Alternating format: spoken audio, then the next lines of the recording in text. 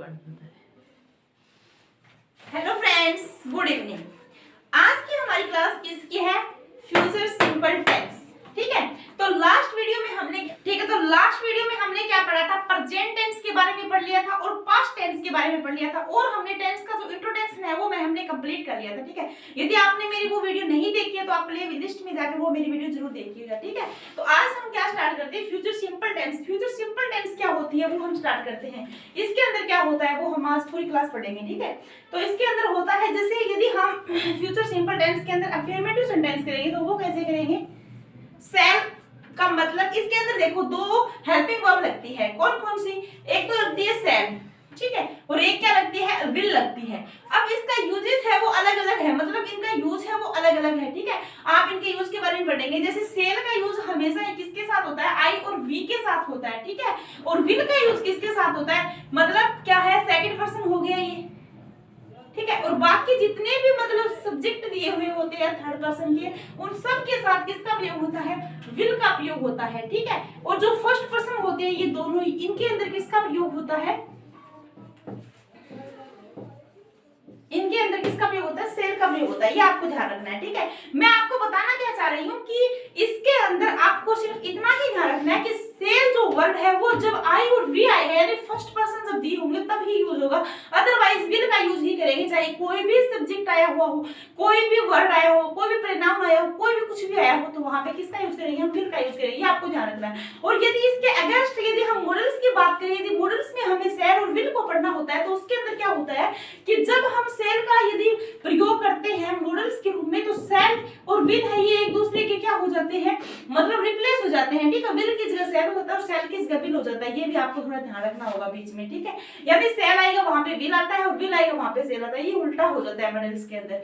ठीक है, अब देखते हैं हम क्या देखते हैं। अब हम फ्यूचर सिंपल टेंस के जो सेंटेंस होते हैं वो कैसे बनते हैं, उनका फॉर्मेशन कैसे होता है वो पढ़ेंगे। ठीक है, फॉर्मेशन मतलब होता है उनके अंदर निर्माण कैसे होते हैं उन वर्डों का, नेगेटिव का, अफर्मेटिव का और इंटरोगेटिव का, इन सब का निर्माण कैसे होता है वो हम पढ़ेंगे अब। ठीक है, तो इसके अंदर क्या है? इन अफर्मेटिव सेंटेंसेस इसके अंदर कैसे निर्माण होता है? सेल और विल का यूज होता है। ठीक है, और वो हम सब्जेक्ट के अनुसार उसके अंदर फिल करते हैं कि इसके अंदर सेल आएगा, इसके अंदर विल आएगा। ठीक है, तो यहाँ पे देखिए फर्स्ट सेंटेंस में आई दिया हुआ है। ये सब्जेक्ट पर मैटर करता है कि सब्जेक्ट क्या दिया हुआ है। यहाँ पे आई दिया, क्योंकि देखो जितने भी हम लास्ट वीडियो के हमने जो टेंस पढ़े हैं उन सब के अंदर क्या चीज मैटर करती है? वहां पे हमें ये मैटर करता है कि सब्जेक्ट है वो सिंगुलर है या प्लूरल है, उनके अकॉर्डिंग क्या है हेल्पिंग वर्ब यूज होते हैं। कहीं कहीं पे एक ही हेल्पिंग वर्ब यूज होती है, उसके हिसाब से हम देख लेते हैं। लेकिन इस टेंस के अंदर क्या है? इसके अंदर अलग ही रूल है। इसके अंदर सिर्फ ये चीज है कि जो विल है उसका यूज सभी जगह होगा, सिर्फ सेल का यूज आई और वी के साथ होगा। सिर्फ यही रूल इसके अंदर फॉलो करना है, इसके ही अकॉर्डिंग हम सारे टेंस को खत्म करेंगे। ठीक है, मतलब आगे की टेंस है इसके अकॉर्डिंग होगी, फ्यूचर वाले सारे सॉरी। जैसे क्या है कि आई है और सेल, आई के साथ क्या लगेगा? Shall. Go to Delhi tomorrow, मतलब क्या है? जब ये मैंने आपको बता दिया था, जैसे लास्ट हमने पास्ट टेंस पढ़ा था उसके अंदर क्या था? पास्ट इंडिकेटर थे। अब ये टुमारो है तो ये क्या है? फ्यूचर इंडिकेटर हो गया, मतलब फ्यूचर टाइम को बता रहा है। तो यहाँ पे कौन सा टेंस आएगा? फ्यूचर सिंपल टेंस ही फॉलो करेंगे। ठीक है, जैसे सेकंड में क्या है? He will help you.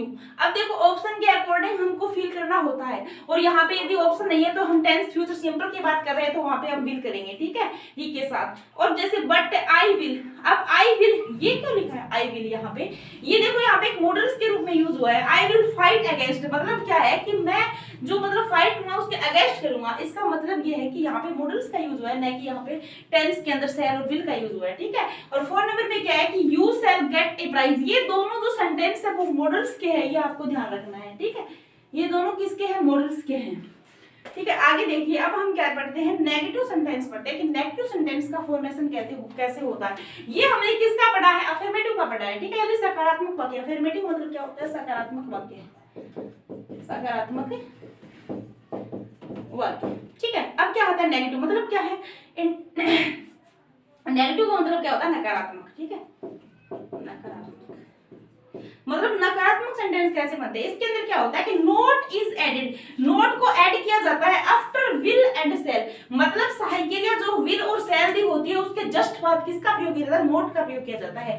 ये तो ऑलमोस्ट सभी टेंसों के अंदर ऐसा ही होता है कि जो हेल्पिंग वर्ब होती है उसके जस्ट बाद क्या आता है? नोट आता है। ठीक है, तो यहाँ पे देखिए जैसे कि you shall not go to the market if it rains.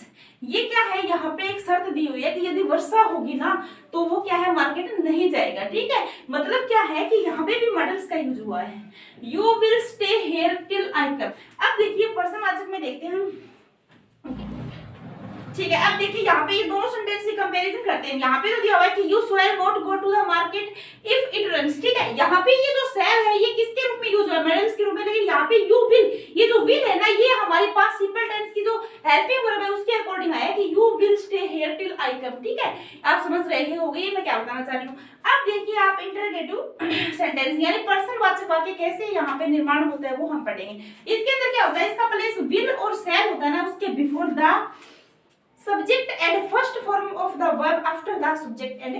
मेरे कहने का मतलब क्या है कि यहाँ पे जो मतलब हम जब फ्यूचर सिंपल टेंस का जब भी हम सेंटेंस करते हैं तो उसके बाद शैल और विल के बाद हमेशा ही वर्ब की बेस फॉर्म आती है, ये बताना चाहती हूँ। मतलब वहाँ पे आईएनजी फॉर्म नहीं आती जब सिंपल टेंस की बात करते हैं, तो यहाँ पे वर्ब की बेस फॉर्म आती है। ठीक है, जैसे प्ले प्लेड प्लेइंग प्लेड होता है तो वहाँ पे हमें हमेशा ही प्ले यूज करना है, वो बेस फॉर्म है वही यूज करनी है। ठीक है, जैसे देखिए यहाँ पे कि शैल, अब यहाँ पे ये मैं इंटरगेटिव बता रही हूँ, पर्सनवाचक बता रही हूँ, तो शैल आई ओपन द विंडो, ये शैल से स्टार्ट होगा, मतलब हेल्पिंग वर्ब से स्टार्ट होगा, तो ये क्या है, इंटरगेटिव सेंटेंस है। ठीक है, आई ओपन क्या है, यहाँ पे बेस फॉर्म है वर्ब की। ठीक है, ऐसे ही सेकंड में क्या है कि will you to go to Delhi tomorrow, यहाँ पर भी गो क्या है, वर्ब की बेस फॉर्म है। ठीक है, तो आज की हमारी क्लास किसकी थी, फ्यूचर सिंपल टेंस की एक छोटी सी और स्वीट क्लास थी, क्योंकि इसके अंदर बहुत ही कम कंसेप्ट होता है जो हमारे एग्जाम के अंदर आता है। यदि पूछा भी जाएगा इसके अंदर तो बस इससे बाहर कुछ नहीं पूछा जाएगा। तो आप मेरे वीडियो में लगातार बने रहिए। यदि आपको मेरी वीडियो पसंद आई है तो वीडियो को जरूर आप लाइक करिए, शेयर करिए